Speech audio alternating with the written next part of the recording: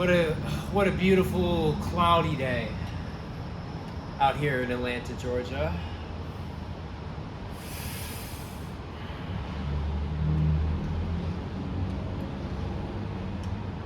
For so long I had the life that I didn't want. And it's funny because it wasn't even really the life that anyone else wanted for me. You know, I'm blessed, right? I came from a good home, not a perfect home, but a good home. Don't get me wrong. I came from a good home. I had a good upbringing. Again, not perfect, but things were good. Went to a great public school. I took a computer science class, and I thought I loved programming, and I did love programming at one point. You know, I took AP Computer Science, and I took computer programming, and I was pretty good at it. I enjoyed it. It was fun. That's the key part of this. It was fun. And so I figured, okay, well, you know, I'm going to go to college. I'm going to get a 4-year degree. That was my paradigm. That was what was in my mind when I was 16, 17, 18, as is for a lot of people, right? So that's what I did. I applied to a lot of schools, wrote the essays. There was nothing else even in my mind. Like, I didn't even know that there was, like, that was just what I was gonna do. I didn't even like think about it. You know, I was just like, oh yeah, I'm just gonna go get a job. Like, that's what you do. I'm gonna go to college. I'm gonna get a job. That's what you do, right? Someone decided that. Something decided that. I think something is a better word, but so that's what I did. I went to Georgia Institute of Technology. It's one of the best schools in the world. And it's got to be one of the hardest schools in the world. I mean, I worked so hard. I worked so diligently. These classes destroyed me.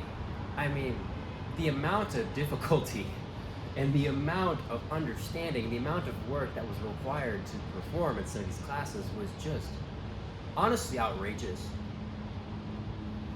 There's learning, there's challenge, and then there's difficulty just for the sake of difficulty. And that's what, at a lot of times, this degree really felt like to me.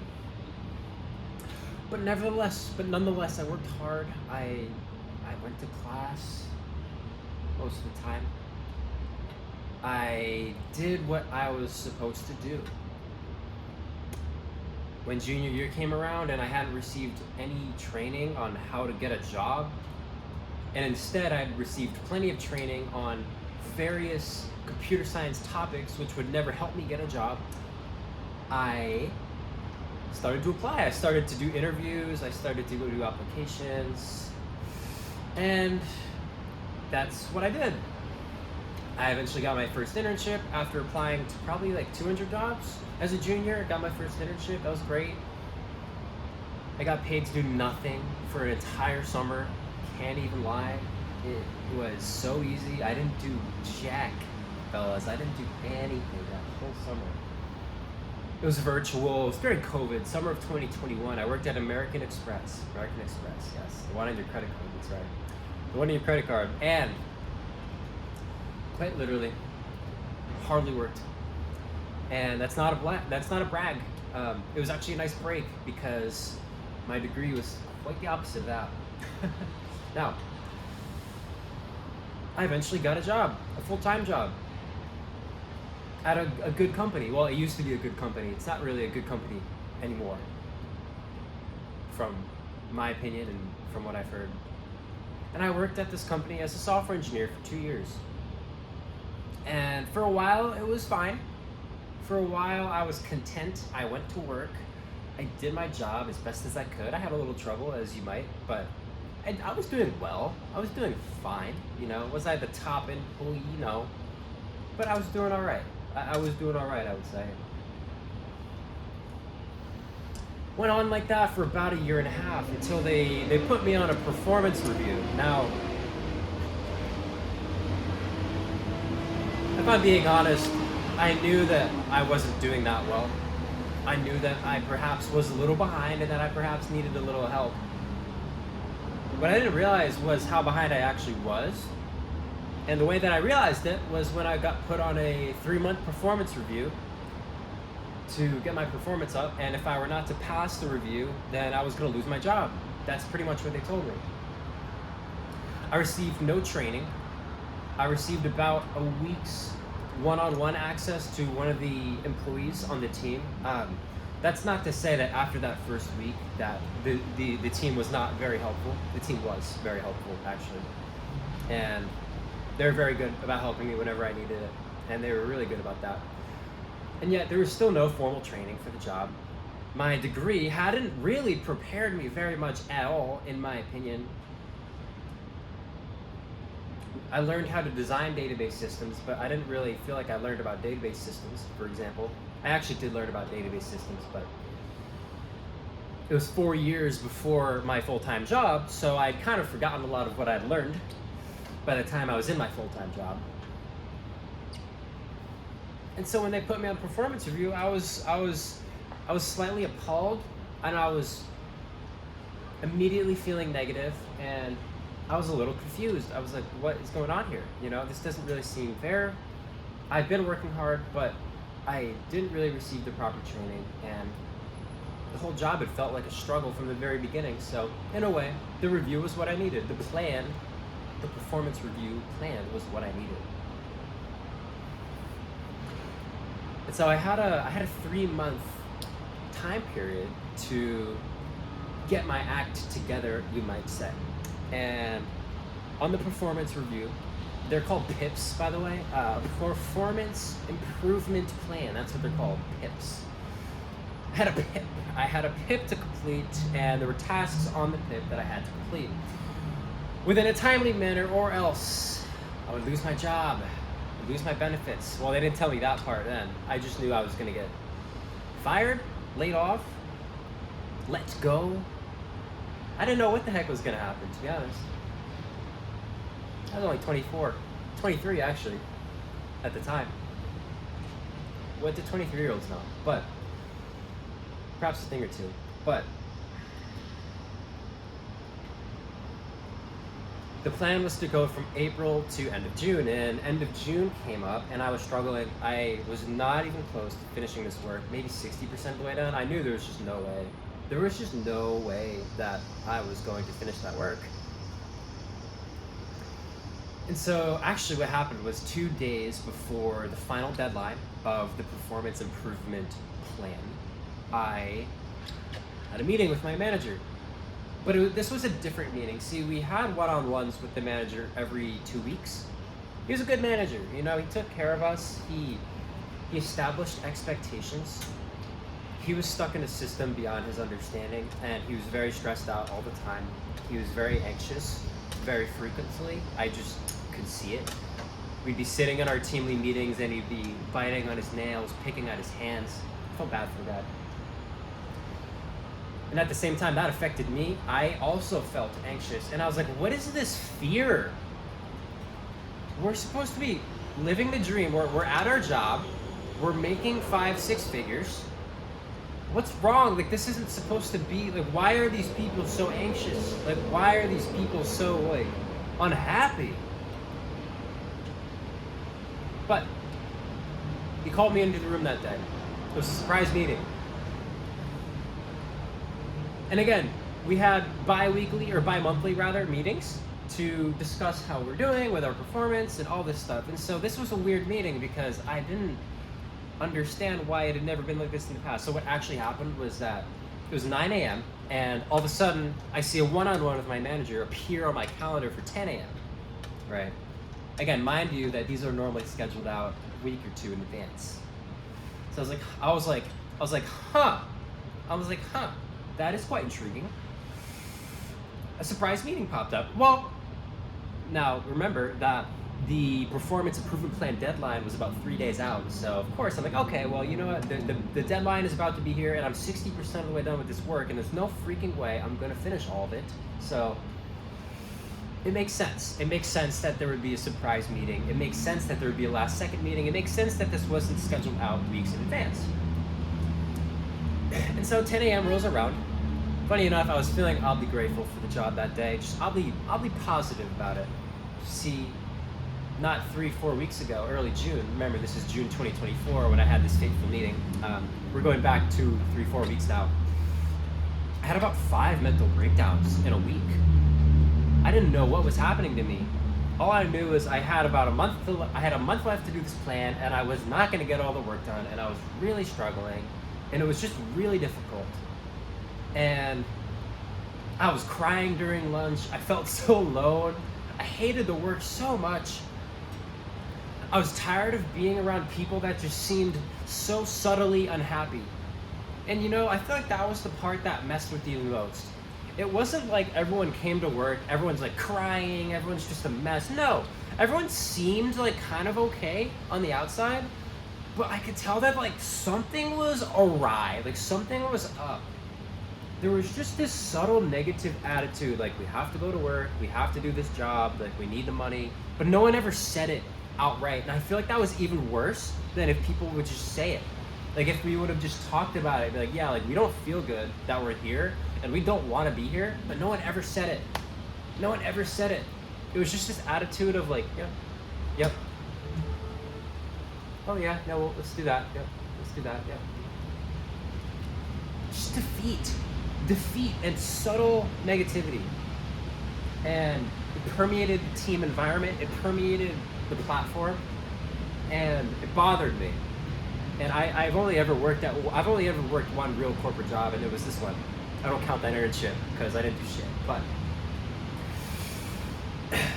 I've only ever worked one real corporate job, and I don't know if this is like I don't know if this is how it was at other companies or at other offices, or if you relate to this, or if your team is like this or what. But man, and the other thing too is I'm kind of like really sensitive to people's emotions, and so when I was at that job, I felt like I really felt what people were feeling, and I could tell that they didn't feel good, and it was obvious.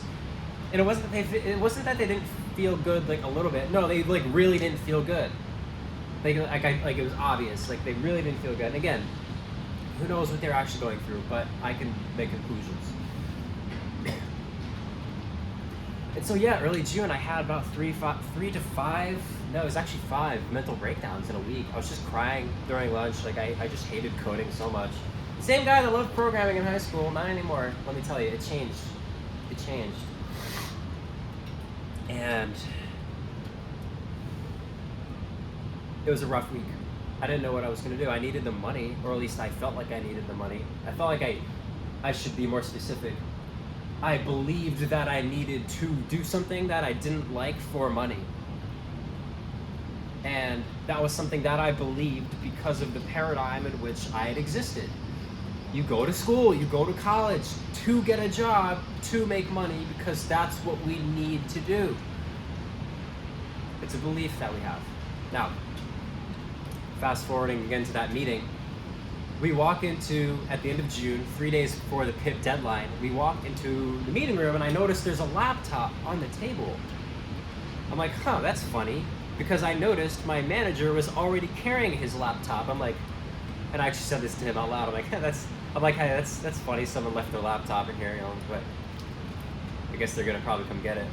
He didn't say anything, but we sit down. He's adjacent to the laptop. I'm across from it. And then a third person walks into the room. And he's dressed a little nicer than the two of us, my manager and I. He sits down at the laptop. It's his laptop. And he looks at me. And my manager looks at me. And my manager tells me, I'm afraid we have some unfortunate news. The company's decided to do reduction in workforce. And as a result of the company reorganizing and putting some things in different places, your position has been eliminated. And so you are effective immediately terminated from working at the company. All of a sudden, I felt this. I felt this elation. I felt this joy emerge within my being, throughout my body in an upwards ascending motion in a way that I had not felt for fucking months. Absolutely insane. I had to like try not to laugh because they're, my manager is so solemn. He didn't even see it coming because guess what? It was not performance related at all. I couldn't believe it because they said reduction in workforce, right? And so I looked at my manager, I looked at suit guy who was a little bit nicer dressed than I was, and then my manager was. I'm like, wait a minute, what? He's like, yep, so the company actually has decided to reorganize some things, and it's just as a routine part of the reorganization, we've eliminated a lot of roles, and that includes your role, and so effective immediately today, you're gonna be done, but you're gonna be getting severance pay. So I realized I wasn't getting fired, I was getting laid off.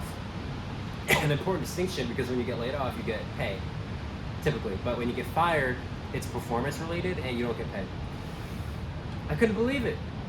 I was like, and then they're like, do you have any questions? I'm like, 3 month performance review thing that I had like 18 mental breakdowns about 3 weeks ago.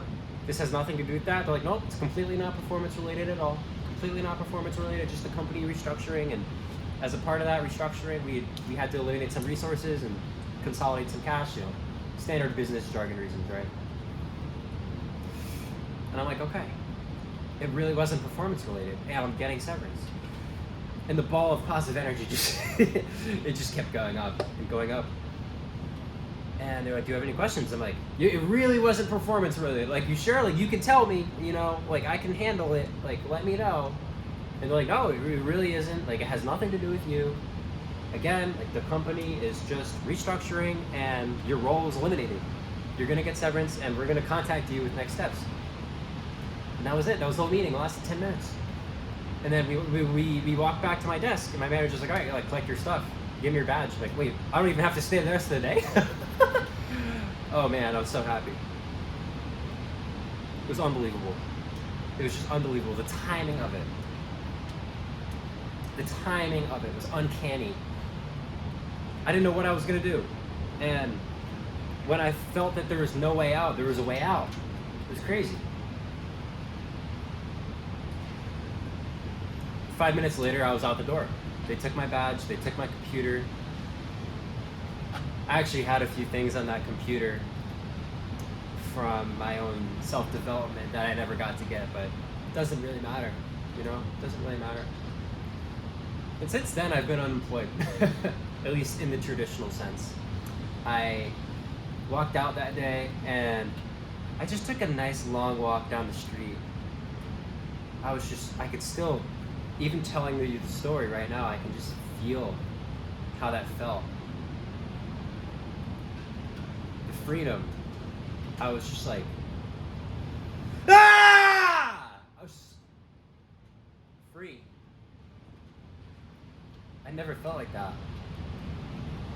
Not like that. Like, I felt free when I was a kid. I think when we are brought up, we are, I don't want to say indoctrinated, but affected by negative paradigms in our parents, in our siblings, the people we go to school with, the people we play with as kids. And these things affect us. See, think about how you are as a kid, right? You're really free.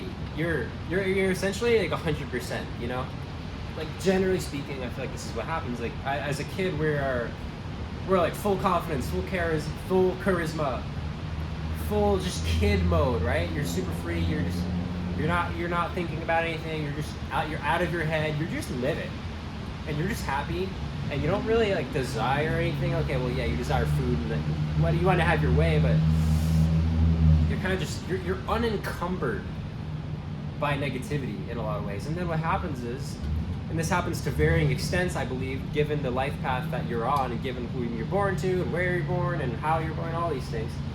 To various extents, we are taken down from that 100% by things that happen, right? Faulty beliefs of our parents. People are mean to us at school, and so we start to attain a negative view of the world. And so this was something that really affected me. And because if I had known that I was going to get laid off, would I have had those mental breakdowns? No. In fact, that whole week of those 5 breakdowns would have been a celebration. I would have just been, oh yeah, I don't like this work, but it doesn't matter because I'm out of here anyways. It doesn't matter. Yep. Doesn't matter at all. Yep. So it's like, but I wasn't happy, because I didn't know it was going to happen. And I perceived the situation in a negative way because of my belief system. I perceived the situation in a negative way because of my recurrent habitual thoughts over time, which I had to develop via my life experiences, do or do not to my own choices. Now, July was a heck of a month because I had this idea for a while that I wanted to teach people how to make music. And I was building a brand online to do that. I was posting content around my skill set. I had been producing music for about 5 years already and making music for about 15 years. Playing jazz, playing blues, writing symphonies, writing marches, writing clarinet duets, writing piano sonatas. And I did it. I launched it, and I said, you know what? I'm not going back. I was not happy. I do not want to exist in a place where people are subtly unhappy all the time and not doing anything about it. So I'm gonna go my own way. And there's something about the universe that supports this. But you have to take the step first. You have to burn the boats a little bit. And look, transparently too, I mean, I come from a place where the boat isn't totally burned, you know? Like, I have a support system. I have people who can help me if I need the help. But what's interesting about me is it doesn't feel like that. Emotionally, it didn't feel like that. Emotionally, the way it felt was like, oh shit, I need to get to work now or I'm screwed. Because I was also 20K in debt when I got laid off. With severance, mind you, but I was 20K in debt, and I was like, well, if I'm not gonna get another job, it's time to make some money and fast. And so that's what I did. I had already had a rapidly growing following on Instagram. I knew that what I did could help people if they could obtain it in a packaged up way. And so I packaged up my knowledge, and I started DMing people. I DM'd a lot of people, probably a couple thousand people in the span of 3 to 4 or 5 weeks. And I made a Discord community. I made a bunch of YouTube videos, and I created a structure, and I addressed a need, and I started making a living online. And it's not perfect, and like I still have some debt to pay off, but it worked. And here I am on my balcony alone, and I'm far past the old paradigm where it's like I can't hang out with my old friends anymore. It doesn't make sense. Even when I was doing that, I wasn't really happy because I wanted to be working on this. But I'm also not yet at the level where I'm making 10, 20K a month consistently. I have hundreds of thousands of people on my brand. And I'm getting like all the crazy opportunities. And so I'm in this weird middle ground where like I don't really belong anywhere. But at the same time, I fit in everywhere. You know, I fit in with the 9-to-5 guys because I was a 9-to-5 guy, but that's not, it's not somewhere I feel at home.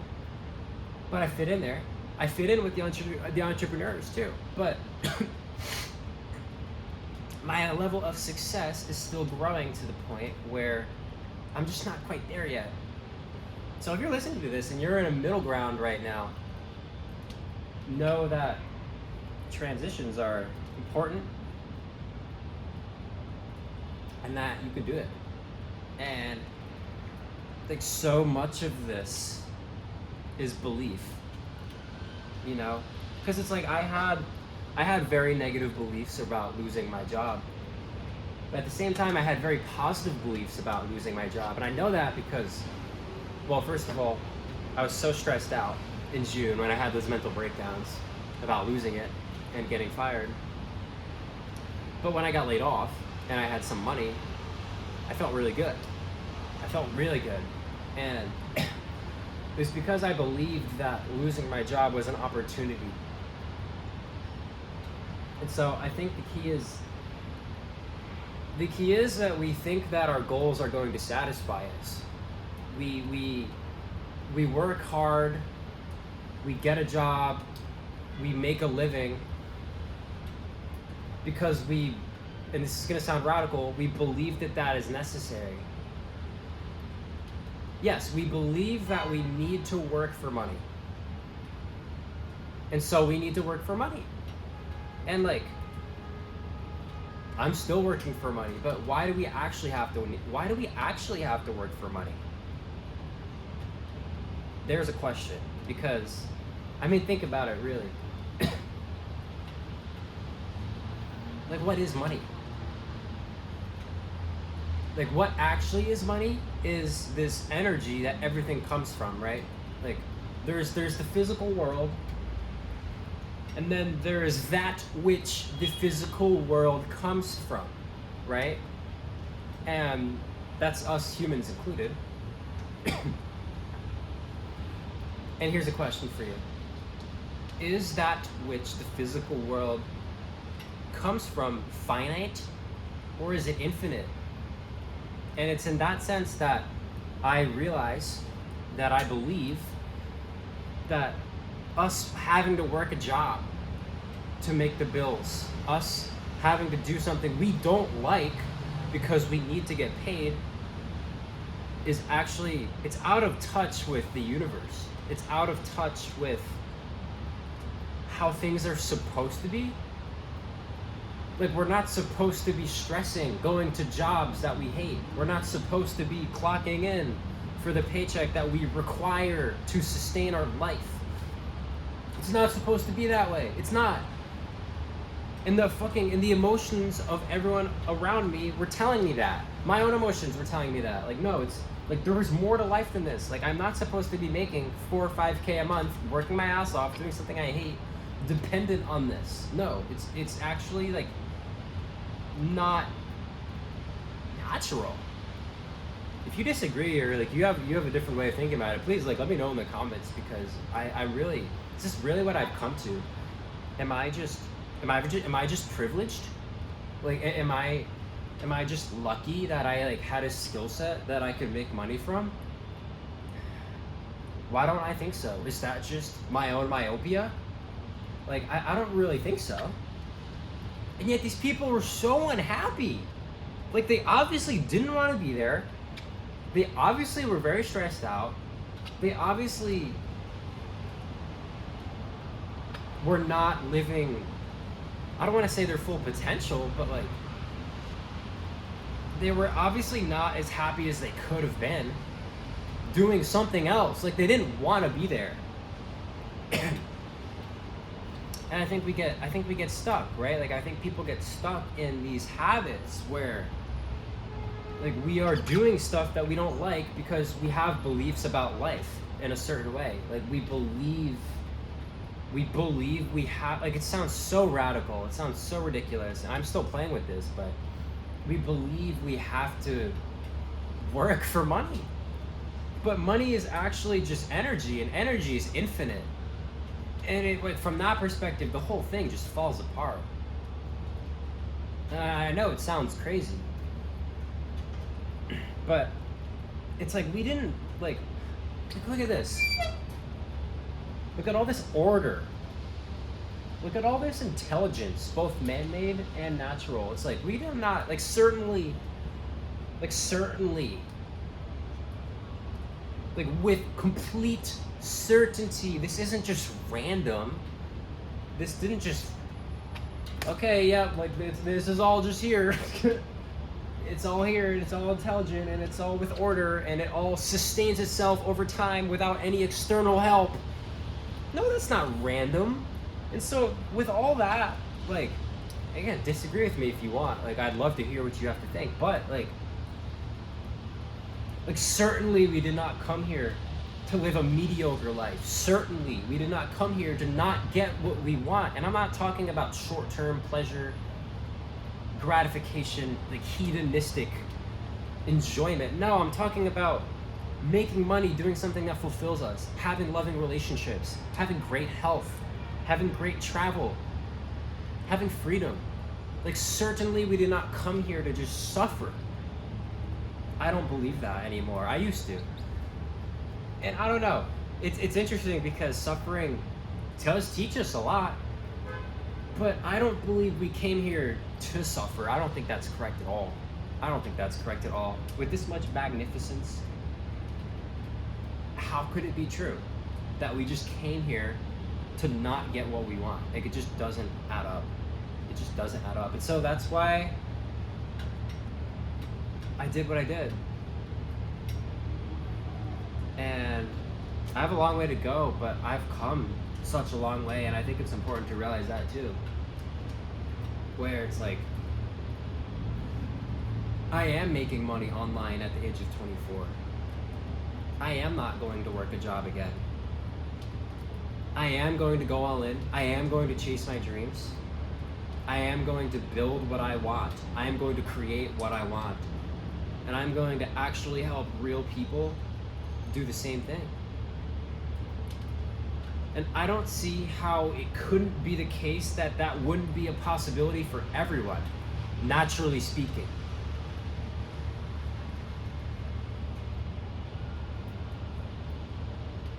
And we all have different lots in life, you know? We really do. But what if from the very beginning, we all just felt good, you know? Because it's like, I don't know. It's such a deep thing, because it's like when you start a company, like, you need people to run the company. Like, you have to have employees. Right? But why are these people so unaligned with it? Like, why are they so unhappy? That's what still gets me to this day. I'm like, and how many more millions are out there just like those people? Like, I don't know. And it's like, how can they return to a place where they're happy again? Where their predominant emotion isn't fear and wishing to be somewhere else, you know? But yeah, that's my story in a nutshell. It's my story. If you make music, if you're new to making music and you want to make a banger, let me know. I'll get you there in half a year guaranteed. If it takes longer, then I'll work with you until you get there. I don't care if it takes 6 more months. I don't care if it takes 6 more years. You will get there guaranteed. But yeah, that's what I do now. I teach people music. I make music. I make content. And I make money from that. And, you know, my financial situation could definitely use a little bit of improvement, but it's way better than it was. And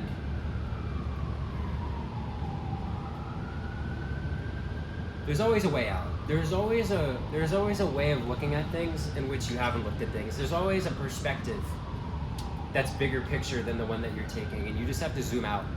You just have to zoom out. It's like, even with my mental breakdowns, what was I really afraid of? You know, working on this programming that I hated so much, knowing that I could get fired, knowing that I'd probably get fired. What was I really afraid of? Death? Well, why am I afraid of death?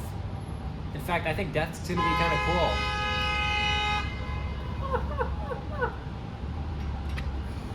Man, Atlanta traffic, bro.